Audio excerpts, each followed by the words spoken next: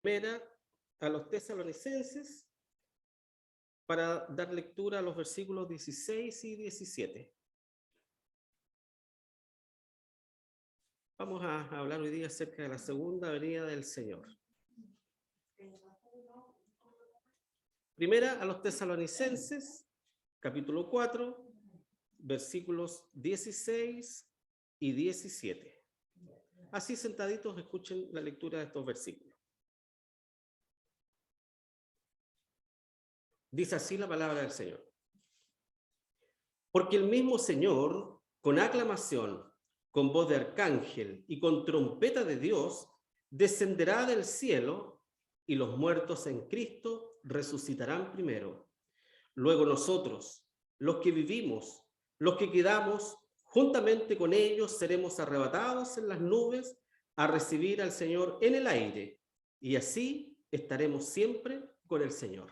Amén. Oremos. Bendito Dios y Padre Celestial, gracias, Señor, por esta promesa tan gloriosa, la cual, Señor, nos llena de gozo y de esperanza. Gracias, Señor, porque hay esperanza para tu pueblo, para tus hijos. No vivimos una vida vacía y desamparada. Vivimos una vida, Señor, con esperanza, confiando, Señor, en que solo tú nos redimirás definitivamente por la eternidad, Señor. Gracias, Señor, porque después de la muerte podemos encontrar esperanza de vida eterna, Señor. No todo termina aquí, Señor, como algunos creen o piensan. Nosotros creemos de todo nuestro corazón en las promesas que nuestro Salvador ha hecho y esperamos esa gloriosa venida, Señor, por cada uno de nosotros para estar para siempre, por la eternidad en tu presencia, donde seremos felices, Señor, donde no habrá tristeza ni dolor, dice tu palabra. Gracias, Padre Celestial, porque pensando en estas cosas, nos llenamos de alegría, de gozo, de esperanza y de deseos de servirte, Señor.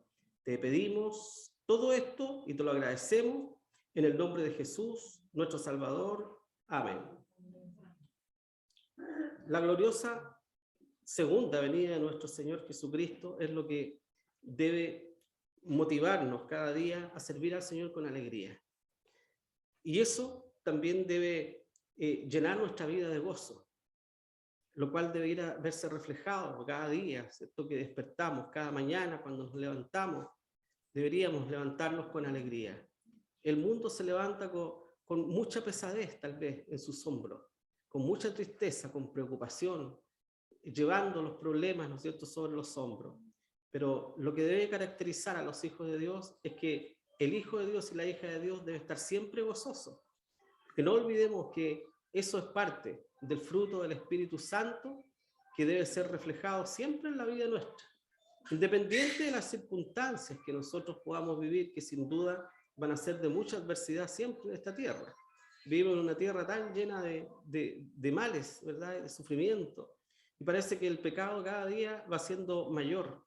Pareciera que las tinieblas van avanzando, ¿no es cierto? El Señor ya lo había anunciado eso. No es que Dios está perdiendo su poder, no es que Dios, ¿no es cierto?, esté perdiendo territorio ante el diablo y sus ángeles, sino que Dios ya lo había anunciado a través de nuestro Señor Jesucristo y los profetas, que todo esto tendría que suceder. El pecado, la maldad, ¿verdad?, la corrupción, todo irá creciendo, la inmoralidad será insostenible en algún momento en la tierra. Y eso está escrito en la palabra del Señor. Yo recuerdo, ¿no es cierto?, que hace unas décadas atrás había muchos profetas de estos modernos que venían y recorrían el mundo anunciando, ¿no es cierto?, que el mundo iba a ser para Cristo, que Chile iba a ser para Cristo y que todo iba a ser mejor y que venían tiempos mejores. Falso eso, ¿verdad? Porque el Señor no anuncia tiempos mejores para la humanidad, de ningún modo, ¿verdad? Al contrario, la palabra de Dios es absolutamente clara al decir que este mundo se irá sumiendo cada día más en las tinieblas y en la oscuridad, en la inmoralidad y en el pecado. Para eso debemos estar preparados nosotros, apercibidos, porque no somos personas que desconocemos las verdades bíblicas. Creemos, ¿no es cierto?, que todo lo que está escrito tarde o temprano tendrá su cumplimiento, porque así lo ha establecido el Señor. Fíjense ustedes que estamos leyendo, ¿quiénes estamos, ¿no es cierto?, leyendo la Biblia todos los días vamos en Jeremías. ¿Les ha llamado la atención algo de Jeremías, verdad? Y que tiene que ver con lo que estoy hablando ahora recién. ¿Ah? Aquellos profetas que hablaban, ¿no es cierto?, cosas buenas al pueblo, Dios les maldijo, ¿verdad? Y finalmente Dios trajo todos los males que había dicho, aunque Jeremías no fue creído, y aunque le tomaron, le apresaron, le causaron muchos males, y sin embargo, ¿no es cierto?, la palabra del Señor fue cumplida. Y Dios salva siempre a Jeremías. Le tocó vivir un tiempo difícil a Jeremías, un tiempo de mucho sufrimiento para el pueblo de Dios, pero por causa de su pecado, en realidad, por causa de olvidarse del Señor. Y en ese tiempo le tocó vivir a Jeremías, y por eso, en algún momento de debilidad seguramente, este gran profeta, este gran hijo del Señor, pensó nunca más hablar de la palabra del Señor, y dijo, ya no anunciaré más el Evangelio, ¿verdad? Pero finalmente fue vencido por el Espíritu de Dios. No obstante, dice, había un fuego metido en mis huesos, que traté, ¿no es cierto?, de sufrirlo, traté de luchar contra ello, pero no puedo. Fuiste más fuerte que yo, oh Señor, dice Jeremías, ¿verdad? Y así tiene que ser la vida de nosotros. ¿Cuántas veces tal vez alguno de nosotros, ustedes o yo, hemos pensado en claudicar? Hemos pensado, ¿no es cierto?, decir, hasta aquí llego, ¿verdad? Ya no tengo más fuerzas para seguir adelante. No puedo con esto. Y hemos visto cómo el Señor, ¿verdad?, con su misericordia y su bondad, nos ha renovado las fuerzas para seguir adelante. Porque así es con los hijos del Señor. Los hijos de Dios tropiezan y caen, tal vez, pero se levantan con la ayuda del Señor. Porque la mano poderosa del Señor está extendiéndose siempre para tomarnos y hacernos hacia Él, ¿no es cierto?, y levantarnos. La gente de este mundo no tiene esa bendición en sus vidas. Por eso mucha gente de este mundo cae y nunca más se levanta. ¿Cuántos hay, verdad?, que sucumben ante distintas cosas y nunca más pueden ponerse en pie por causa de los problemas y las dificultades. Pero nosotros no somos así, hermanos. Gracias al Señor que no es así. Por lo tanto, el gozo debe ser una característica, ¿no es cierto?, que sea notable en cada uno de los hijos de Dios. El Hijo de Dios no anda amargado. El Hijo de Dios no anda con cabizbajo, sin esperanza. Tenemos una esperanza bendita. Así lo dice la palabra del Señor, ¿verdad? Que dice el versículo que acabamos de leer, dice que el mismo Señor con aclamación, con voz de arcángel y con trompeta de Dios. O sea, la venida de nuestro Señor va a ser absolutamente gloriosa para nosotros. Eso significa esto, ¿verdad? Y el Señor descenderá del cielo. Qué maravilloso hacer ver al Señor descendiendo del cielo. Y los muertos en Cristo resucitarán primero. Si hemos partido de la presencia del Señor, en ese mismo instante nosotros vamos a resucitar. El Señor nos levantará de la tumba en ese mismo instante. Y si estamos vivos, ¿verdad?, doble bendición, porque no vamos a ver muerte. Seremos transportados vivos a la presencia del Señor. ¡Qué maravilla!, ¿no es cierto? Así como lo fue Elías, así como lo fue Enoc. Nosotros, si estuviésemos vivos cuando el Señor venga, no vamos a ver muerte. Qué maravilloso sería eso, ¿verdad? Pero el Señor lo sabe. Debemos estar preparados nosotros, ¿no es cierto?, para la venida del Señor, pero también debemos estar preparados y no perder la esperanza si el Señor nos llama a su presencia antes de su venida. Bueno, todo el pueblo de Dios, siempre los hijos de Dios a través de los siglos, han esperado esta bendita promesa de nuestro Señor. Los mismos apóstoles, inmediatamente después que el Señor resucitó, ellos esperaban, ¿no es cierto?, después, y el Señor vendría en su tiempo. Pero no fue así, porque había, ¿no es cierto?, mucho pueblo suyo que estaba allí esperando ser salvos por la gracia de nuestro Señor Jesucristo, entre ellos nosotros también. Y nosotros no sabemos cuántos después de nosotros también están esperando, ¿no es cierto?, esa salvación y ese llamado del Señor para hacerles sus hijos. No lo sabemos, no sabemos si falta poco para que el último de los creyentes sea ingresado al reino de los cielos, para que venga el Señor. No sabemos cuántos quedarán, ¿eh? El Señor sabe cuántos faltan por entrar, porque cuando entre el último, entonces ocurrirá esto, ¿no es cierto? Esa aclamación con voz de arcángel, con trompeta de Dios, ¿verdad?, sonará, y el Señor Jesucristo entonces vendrá a esta tierra por su pueblo. La gloriosa segunda venida del Señor, entonces. es el acontecimiento más grande, en realidad, para los redimidos por su preciosa sangre. No hay nada mayor que esto, ¿verdad? La esperanza de la segunda venida de nuestro Salvador por nosotros, para sacarnos de esta tierra que cada vez, ¿no es cierto?, se encuentra más mala, ¿verdad?, para vivir sobre ella, donde la maldad va creciendo cada día más. Hace casi 2000 años que se está rogando, que la Iglesia está rogando, ¿verdad?, por este momento glorioso del regreso de nuestro Señor Jesucristo. Debe llamarnos profundamente la atención el llamado de la palabra del Señor por voz de Juan en Apocalipsis, capítulo 22, versículo 17, donde dice la palabra del Señor: el Espíritu y la esposa dicen ven. El Espíritu Santo, ¿verdad?, que está aquí en medio nuestro, dice ven, espera la gloriosa venida del Salvador pronto, ¿verdad? Y por eso dice el Espíritu y la esposa, que somos todos nosotros, la esposa del Cordero, la iglesia de Cristo, dice ven. Desde sus inicios, la iglesia está esperando entonces la gloriosa venida de nuestro Señor Jesucristo. Y luego añade el apóstol Juan diciendo: y el que oye, diga ven. Nosotros debemos decir ven, Señor Jesús. Esa debe ser nuestra oración, hermano. A veces nosotros estamos tan sumidos en esta tierra con proyectos de vida, ¿no es cierto?, con metas para surgir, para salir adelante, y está bien, porque hemos sido puestos en esta tierra, ¿no es cierto?, para trabajar y para hacer fruto también, de hacer cosas buenas en esta tierra. Pero a veces eso nos distrae nuestra mente y nuestra mirada de lo que nunca debería apartarse de nosotros, que es esperar la venida del Señor y desearla de todo nuestro corazón, desearla.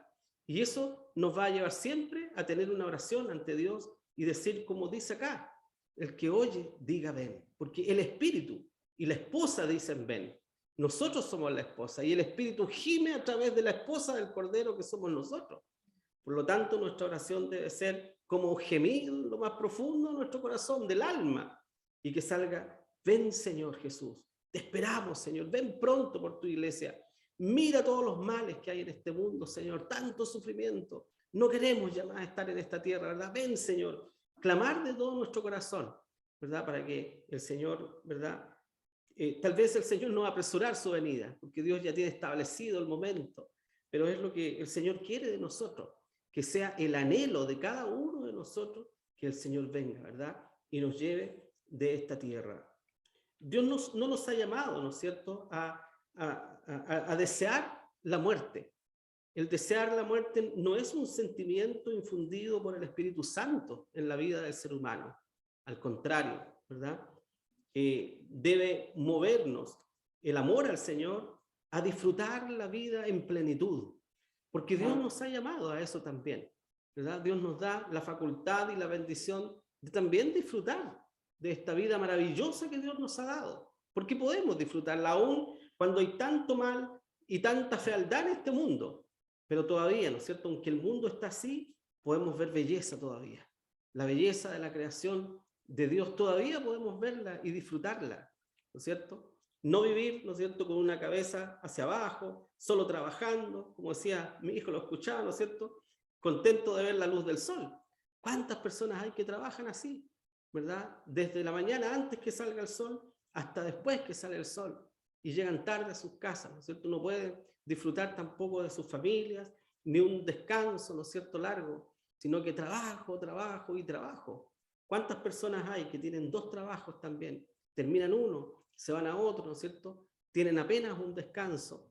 ¿Para qué? Para acumular y para acumular, ¿no es cierto? Es verdad que el costo de la vida está cada vez más alto, pero no debemos nosotros perder la mirada en el Señor, que es el Señor quien bendice y multiplica, y bendice nuestro trabajo, por lo demás, y multiplica, ¿no es cierto?, lo poco o mucho que podamos ganar. Dios lo bendice. El Señor Jesucristo lo probó en reiteradas ocasiones, cuando multiplicó el pan y los peces en 2 oportunidades. Unas pocas canastas y unos pocos peces sirvieron para alimentar a 3.000, a 5.000 personas, imagínense ustedes. Y nosotros nos afligimos para alimentar a una familia de 5, de 4, de 3, de 2. Y el Señor alimentó 3.000 y 5.000 en una oportunidad. ¿Qué nos prueba eso? Que el Señor tiene cuidado de nosotros y que el Señor no nos desamparará. Y si Dios quiere bendecirnos, ¿no es cierto?, con un trabajo en el cual podamos ganar más dinero para llevar una vida tal vez más holgada, gloria sea al Señor.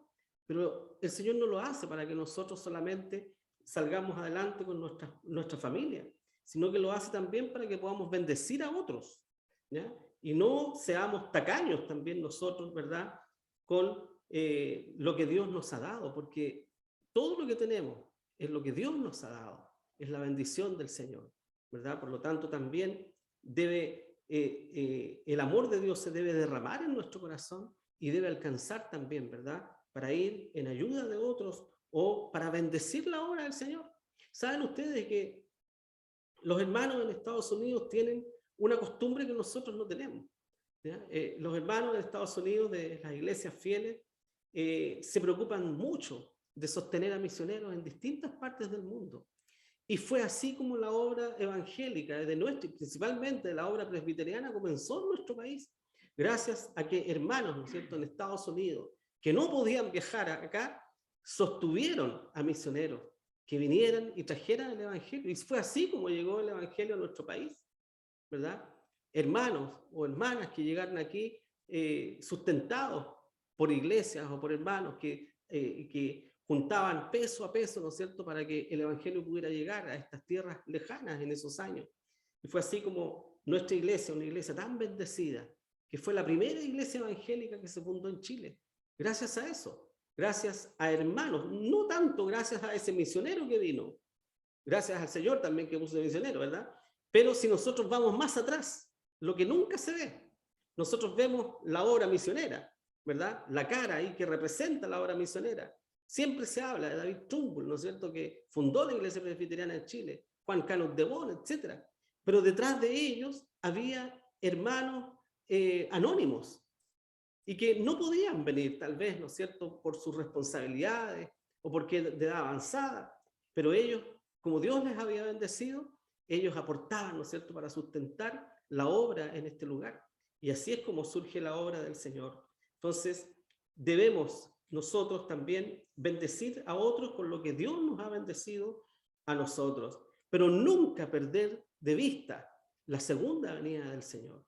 Que las riquezas, ¿verdad?, no llenen nuestro corazón, sino que lo que llene nuestro corazón sea la bendita esperanza de la venida del Señor pronto. Quiere el Señor, ¿verdad?, venir en nuestro tiempo, no lo sabemos. Qué maravilloso sería si eso ocurriera, si el Señor viniera en nuestro tiempo y nos llevara. Pero también debemos pensar, si el Señor viene en nuestro tiempo, ¿qué va a hacer, ¿no es cierto?, de nuestros nietos, de nuestros bisnietos, ¿no es cierto? Como decía el apóstol Pablo, no sé qué elegir.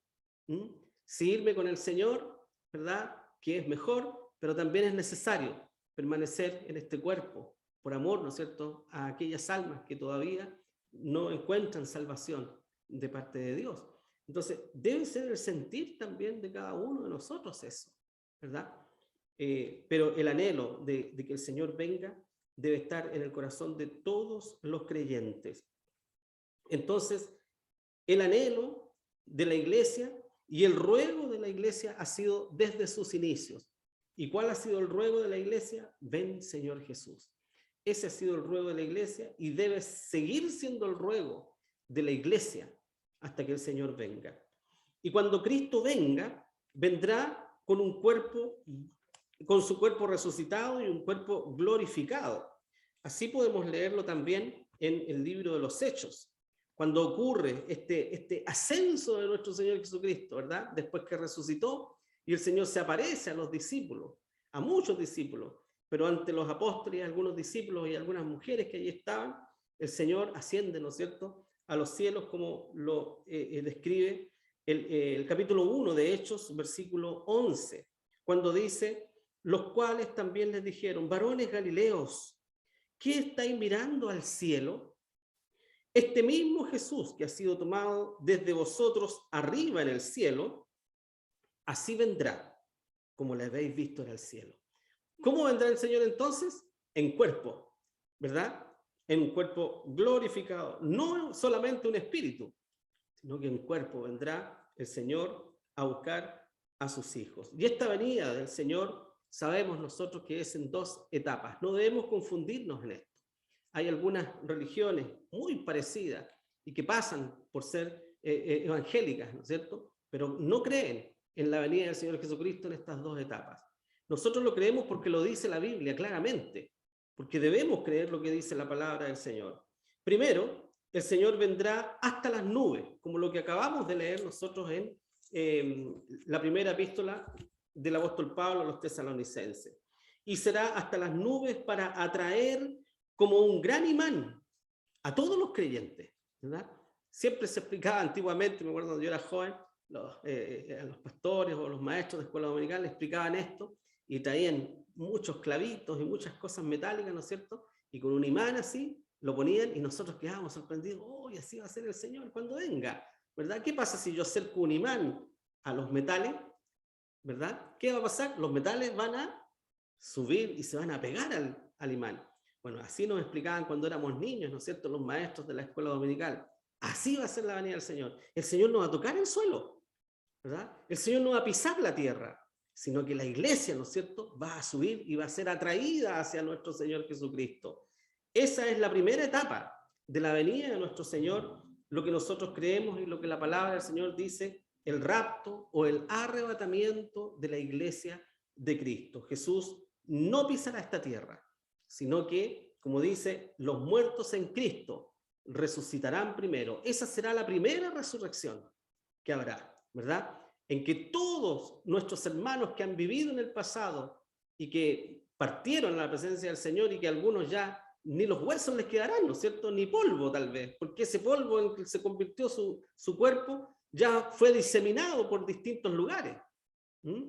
Bueno, el Señor sabe cómo lo hará, pero el Señor resucitará a esos hermanos, ¿verdad?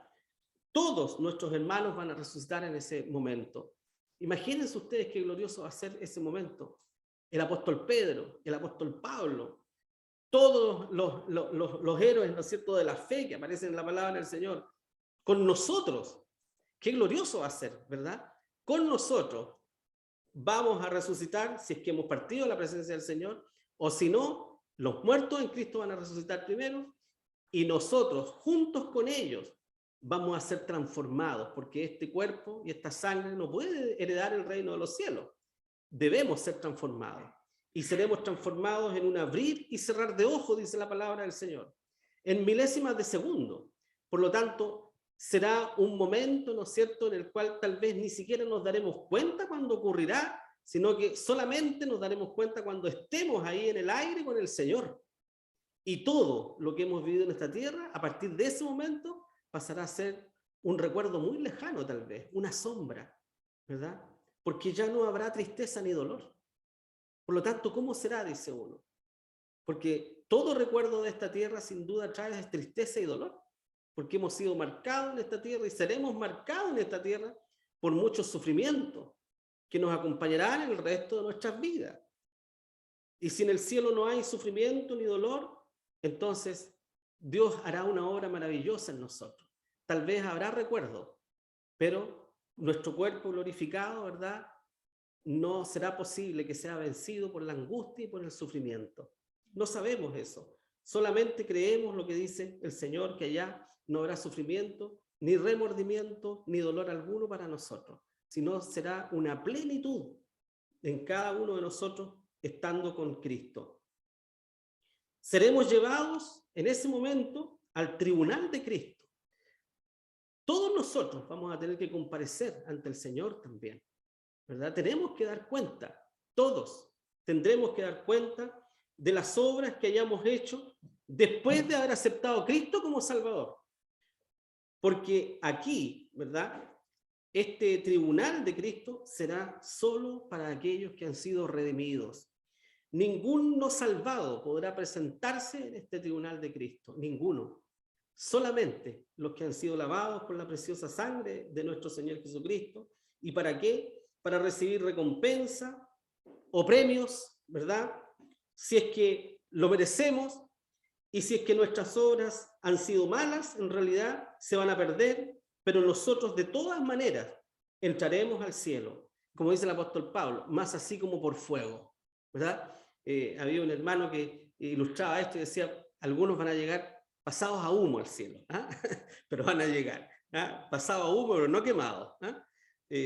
Bueno, el apóstol Pablo dice, más así como por fuego, ¿verdad? Así, pero al fin y al cabo, llegaremos al cielo. Y por eso que debemos tolerarnos unos a otros en la iglesia, porque no todos somos iguales, ¿verdad? En la iglesia hay hermanos que son fuertes en la fe, pero también hay algunos que son débiles en la fe y son arrastrados, ¿no es cierto?, por las cosas de este mundo. Y debemos tener paciencia y amor por ellos, para orar por ellos, porque allá en el cielo los encontraremos. Algunos de los cuales nosotros, ¿verdad?, orgullosamente los hemos mandado al infierno, que no, este se va a ir al infierno porque es aquí, porque es allá, porque es esto, por lo otro. No nos vayamos a encontrar con sorpresas en los cielos. Que a nosotros, si a ese hermano débil en la fe, el Señor lo ha salvado, como le dijo, ¿verdad?, al apóstol Juan, cuando, al apóstol Pedro, cuando dijo, Señor, ¿y este qué es? Si tú me estás llamando, ¿qué le dijo el Señor, verdad?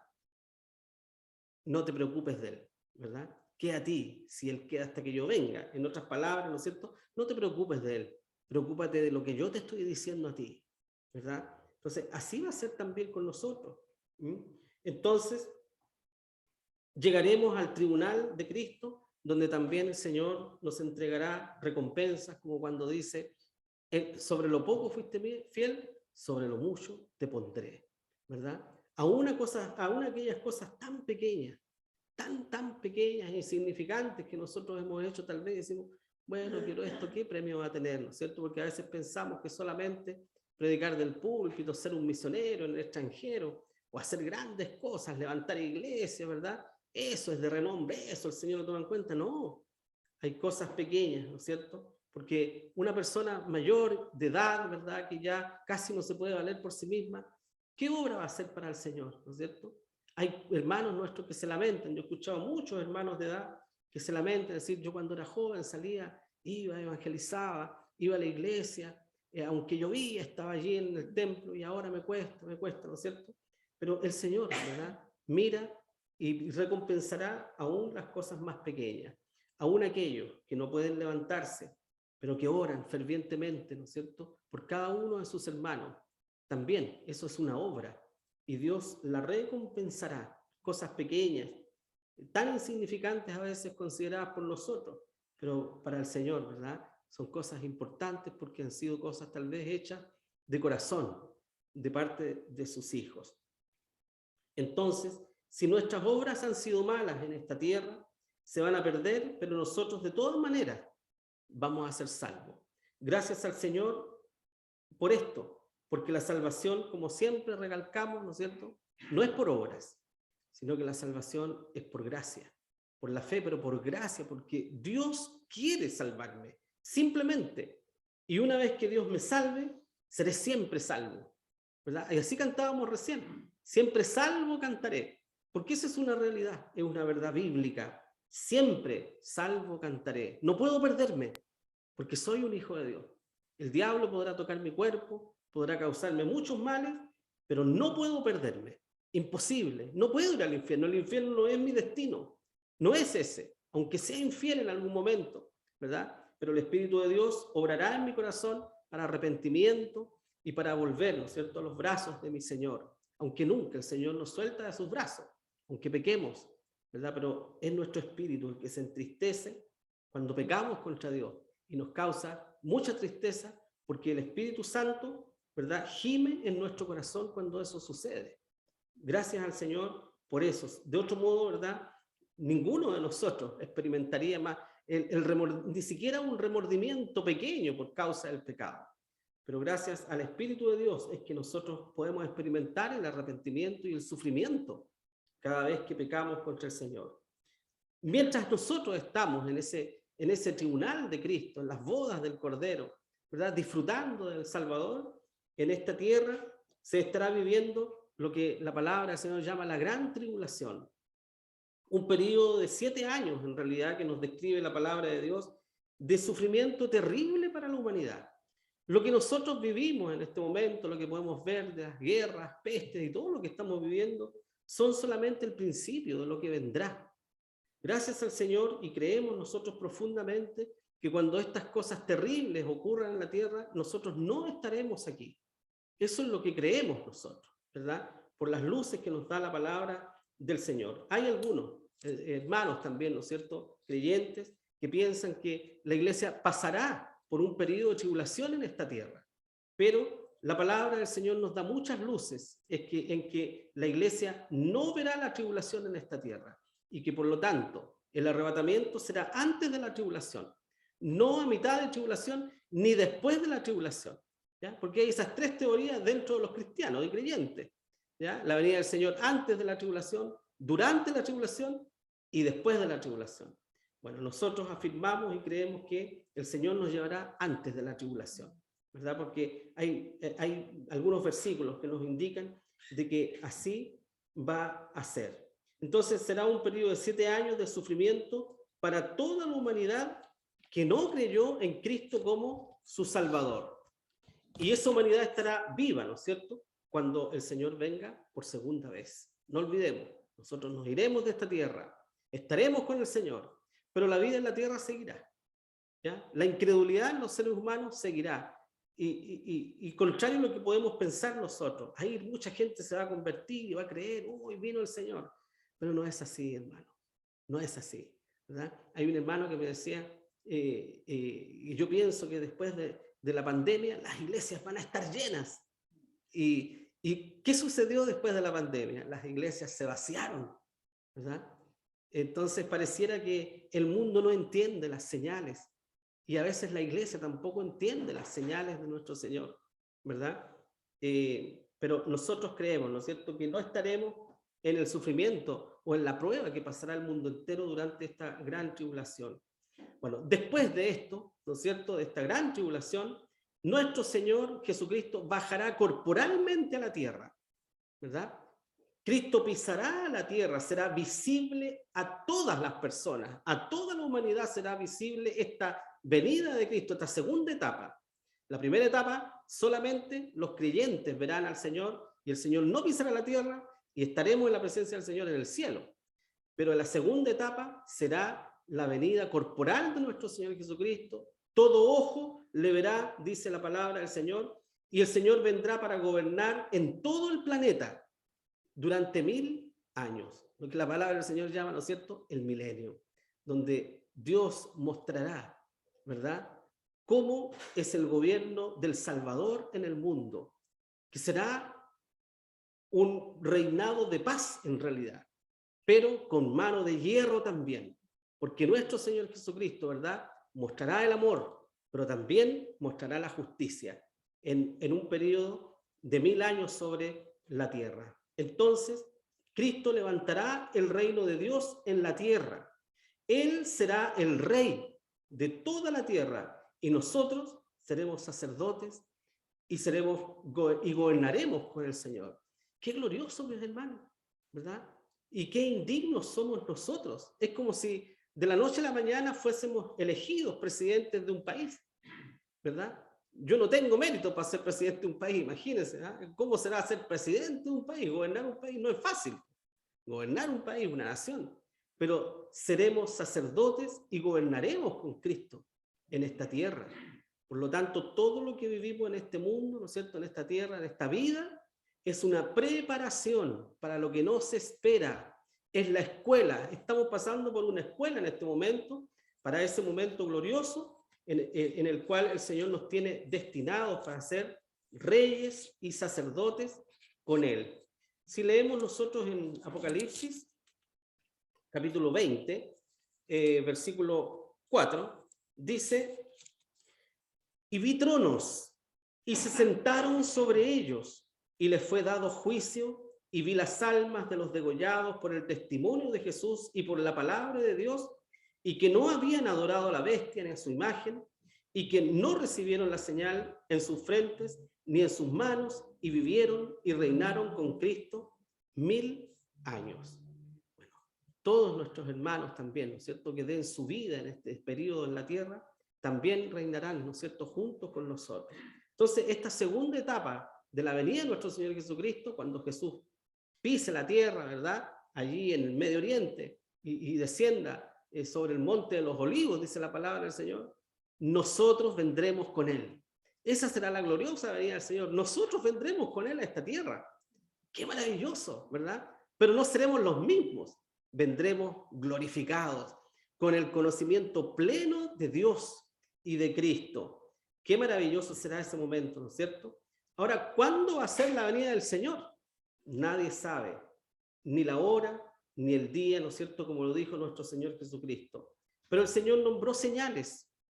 Y cuando el Señor le dijo a los discípulos, cuando veáis, ¿no es cierto?, que la higuera, ¿no es cierto?, florece, entonces, ¿verdad?, sabéis que el verano está cerca. El otro día nada más me acordaba de esto porque salí al patio y tenemos 3 higueras nosotros en el patio y las 3 ya están brotando. Y me acordé de las palabras del Señor. ¿Ah? Yo dije, septiembre, octubre, noviembre, diciembre y el verano está cerca. Bueno, así dice el Señor, la higuera, ¿no es cierto? Muchos escatológicamente dicen de que la higuera, ¿no es cierto?, tipifica al pueblo de Israel y que Israel, ¿no es cierto?, es la señal más potente, ¿no es cierto?, que nosotros debemos estar atentos, mirando, ¿no es cierto?, para ver cuándo va a ser en realidad, en qué tiempo, la venida de nuestro Señor Jesucristo. Pero no podemos decir cuándo, ni a qué hora, ¿verdad? Pero sí, el Señor nos ha dado varias señales: aumento de guerras, pestes, hambres, terremotos y maldad. Da la impresión que los terremotos han aumentado en el mundo entero. Da la impresión de que antes no temblaba tanto, no había tanto catástrofe antiguamente. Pero son señales de nuestro Señor, ¿no es cierto?, que dice que habrá guerras, pestes, hambres, terremotos y maldad. Dice el capítulo 24 de Mateo, ¿verdad? Ahí para que nosotros lo leamos. También en Daniel, capítulo 12, versículo 4, dice que la ciencia se multiplicará y los viajes aumentarían también. ¿Qué sabía Daniel, verdad? 500 años antes de nuestro Señor Jesucristo, que esto iba a acontecer, que la ciencia se iba a multiplicar y que los viajes iban a aumentar. Los viajes han aumentado. ¿Cuándo habíamos nosotros pensado, ¿no es cierto?, viajar en avión, por ejemplo? Eso era para la gente adinerada. Pero hoy día cualquiera de nosotros puede subir a un avión y viajar y estar en pocos minutos, en pocas horas, en un lugar distante, que sería imposible, ¿no es cierto?, haber pensado eso hace 30 o 40 años atrás. Pero hoy día es factible. Nuestra hermana que está por allá lejos, ¿no es cierto?, en Europa, ahí recorriendo, ¿verdad?, gozando de todas esas maravillas y nos manda sus fotos, ¿no es cierto?, que nos llegan en segundos acá. Bueno, la ciencia aumentará, dice la palabra del Señor.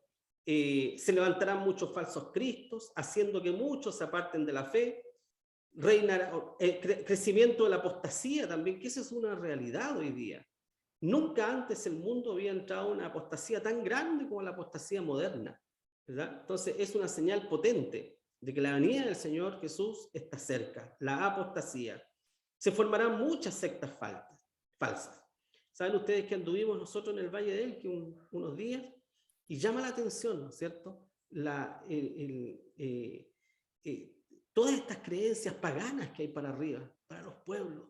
Tanto paganismo, tanta superchería y tantas cosas, ¿no es cierto?, que Dios aborrecía en el tiempo pasado. Y sin embargo, ¿cómo ha florecido todo esto en nuestra región? ¿Verdad? En otras regiones surgen otras creencias también anticristianas, ¿verdad?, como la creencia de la Pachamama, ¿verdad?, la adoración a los espíritus, a los ancestros y todas esas cosas que son anticristianas, ¿verdad?, y que Dios aborrece porque son cosas que apartan de la verdad a las personas. Bueno, la iglesia de Cristo sufrirá tribulación también y persecución, pero sufrirá esto por no estar de acuerdo con el mundo, ni con las iglesias mundanas, ni con la iglesia apóstatas, modernistas, carismáticas, ecuménicas, etc. El pueblo de Dios sufrirá por eso. Terminará solo el verdadero cristiano, ¿verdad? Porque nosotros estamos contra todas estas cosas porque Dios nos advierte que no debemos unirnos en yugo, ¿no es cierto?, con aquellos infieles o con aquellos que han apostatado de la palabra del Señor. El Evangelio, y por último, ¿no es cierto?, termino con esto, el Evangelio será predicado a todo el mundo, dice el capítulo 24 de Mateo. Creo que estamos viviendo en ese tiempo. Esa profecía está cobrando, no sé, un cumplimiento, pero impresionante. El evangelio predicado en todo el mundo. Con la pandemia, esto tuvo un crecimiento, pero realmente impresionante. ¿Por qué? Porque a través del internet, ¿cierto? Nosotros, con nuestro canal de YouTube, estamos siendo vistos, quién sabe dónde, en cualquier lugar del mundo. Están siendo vistos, ¿no es cierto?, nuestros cultos, los himnos que cantan nuestros hermanos, las predicaciones. El evangelio ha sido predicado en todo el mundo. Tal vez todavía quedan algunos lugares remotos, pero deben ser muy pocos todavía. Así que la segunda venida del Señor entonces está a las puertas. La esposa, el espíritu y la esposa dicen ven. Y el que oye, diga ven. Así debe ser en nosotros, ¿verdad? El anhelo en nuestro corazón, decir ven Señor Jesús. Que el Señor les bendiga, mis hermanos.